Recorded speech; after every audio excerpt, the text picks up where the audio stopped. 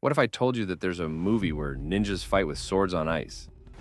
Paris gets obliterated by microscopic robots, and the President of the United States gets replaced by a master of disguise. And somehow, this isn't the weirdest thing that happens. Welcome back to Plot in Minutes, where we dive deep into the movies that made us question everything. Today, we're talking about 2009's G.I. Joe, The Rise of Cobra, a film that took our beloved action figures and turned them into, well, let's just say it's complicated. But here's the thing, and this might shock you. This movie is actually way more insane and brilliant than you remember. Stick around, because we're about to unpack why this film is simultaneously a masterpiece of chaos and a beautiful disaster. Let's start with a question that haunted 2009. How do you turn a line of action figures into a 2-hour movie without making it feel like a toy commercial? Well, the movie opens with weapons expert James McCullen. And already we're in interesting territory, because this guy isn't your typical villain. He's a businessman. He's literally selling weapons of mass destruction to NATO, like he's running a lemonade stand. But here's where it gets fascinating: the nanomite technology. These aren't just bombs. These are microscopic robots that can literally eat through anything. It's like someone watched Terminator, looked at nanotechnology and thought, you know what this needs? More eating. Now, McCullen sells 4 of these city-destroying warheads to NATO, and NATO does what any reasonable military organization would do. They give them to 2 random soldiers named Duke and Ripcord to transport.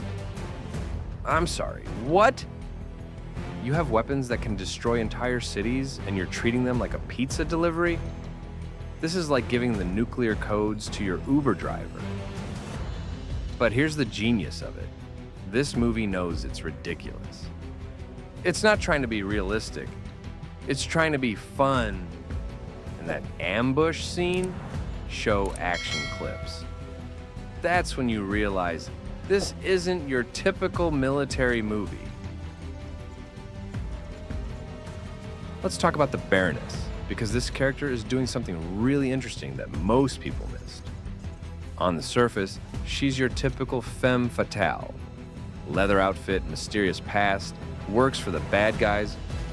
But dig deeper and you realize she's actually the most tragic character in the entire film. Her real name is Anna Lewis, and she's the sister of Rex Lewis. Remember that name, it's important. And she used to be in love with Duke. But here's the kicker. She thinks Duke left her brother to die on a mission 4 years ago. So when she's fighting Duke and his team, she's not just being evil for evil's sake. She's getting revenge for what she believes was Duke's betrayal of her family. That's actually pretty compelling motivation for a villain. But wait, it gets weirder. Because later we find out that Rex isn't dead. He's the doctor.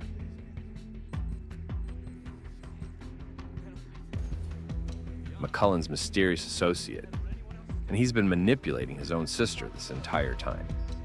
Think about that for a second. Rex faked his death, let his sister believe Duke betrayed their family, turned her into a terrorist, and then, and this is the really messed up part, he implants her with mind control nanomites when she tries to do the right thing.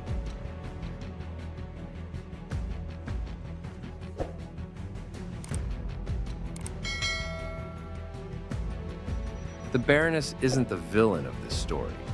She's the victim. And that's a surprisingly sophisticated narrative choice for a movie about talking action figures. Now we need to talk about the elephant in the room. Or should I say, the collapsing tower in the room. The Paris chase sequence is absolutely bonkers. And I mean that in the best possible way. You've got high-tech motorcycles, pulse weapons, the Eiffel Tower, getting eaten by robot bugs. And somehow it all works. But let's break down what's actually happening here, because it's more clever than it appears. First, Storm Shadow and the Baroness steal the warheads. And by the way, can we talk about Storm Shadow for a second? This guy's supposed to be a ninja, but he's wearing white in broad daylight in an urban environment. That's either the worst camouflage ever or the most confident ninja in history. Anyway, they take the warheads to Baron de Cobra.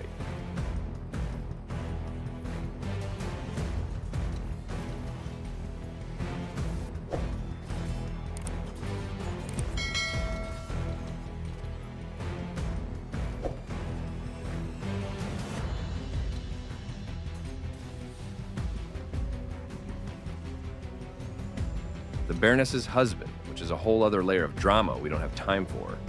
And then Storm Shadow kills him. Why? Because McCullen told him to if de Cobra touched the Baroness again. So now we've got jealousy, murder, I told you I can't touch you. and international terrorism all wrapped up in one subplot. This movie is like a soap opera with explosions.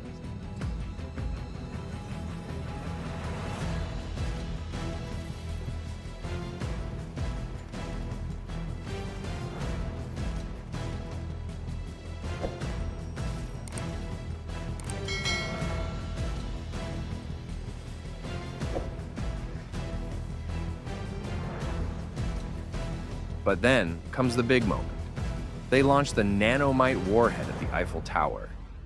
And watching those microscopic robots eat through one of the world's most famous landmarks is genuinely terrifying. Duke manages to hit the kill switch, but not before enough damage is done to bring down the entire tower. And here's what's brilliant about this scene. It has consequences. The French authorities arrest the Joes because they think they destroyed the tower. That's right, our heroes save Paris from complete annihilation, and their reward is getting thrown in French jail. If that's not a metaphor for something, I don't know what is. So the Joes get released from prison. Apparently, diplomatic immunity is a thing, even when you're accused of destroying national landmarks. And they track the bad guys to an Arctic base. And this is where the movie gets really personal, because we finally learn the truth about Rex Lewis. Meanwhile, McCullen loads up 3 missiles with nanomite warheads, because apparently destroying Paris wasn't enough. Now he wants to hit Moscow and Washington, D.C. too. The finale of this movie is absolutely wild, and I need you to stay with me because it gets complicated. So we've got 3 missiles heading toward 3 major cities. Snake Eyes destroys one with his ice saber, which sounds like something a 10-year-old would name their toy sword. And honestly, I respect that. Ripcord takes off in a prototype jet to stop the Moscow missile. And this leads to what might be the most ridiculous hero moment in action movie history. This guy literally flies into space to stop a nanomite warhead. But here's where it gets really interesting. The 3rd missile is headed for Washington, D.C., and the president gets escorted to an underground bunker for safety. Except the bunker was built by MARS Industries, McCullen's company, and one of the Secret Service agents is actually a Neo-Viper. The Neo-Viper kills everyone and lets in a shadowy figure that the president recognizes. We don't find out who it is until the very end, but spoiler alert, it's Zartan, master of disguise. Meanwhile, back at the Arctic base, we get the most comic book thing ever. McCullen's face gets burned and the doctor heals it by encasing it in silver, declaring him to be Destro. Then the doctor declares himself to be Cobra Commander. Destro. You will call me Commander. So let me get this straight. We've got a guy whose face is now made of metal, a disfigured scientist who thinks he's Napoleon, and a master of disguise who's impersonating the President of the United States. This is either the most elaborate comic book movie ever made, or the most expensive fever dream ever put on film. But here's the thing that most people missed about the ending of this movie. It's actually really dark. Yes, the Joes win. They capture Destro and Cobra Commander. They save the world from nanomite destruction. And Duke gets the girl, sort of. The Baroness gets taken away to have the nanomites removed from her system, which is basically sci-fi therapy for mind control victims. So here's the thing about G.I. Joe. The Rise of Cobra. It's not a good movie in the traditional sense. The dialogue is cheesy, the science is ridiculous, and some of the acting is questionable. But it's also fearlessly committed to its own insanity.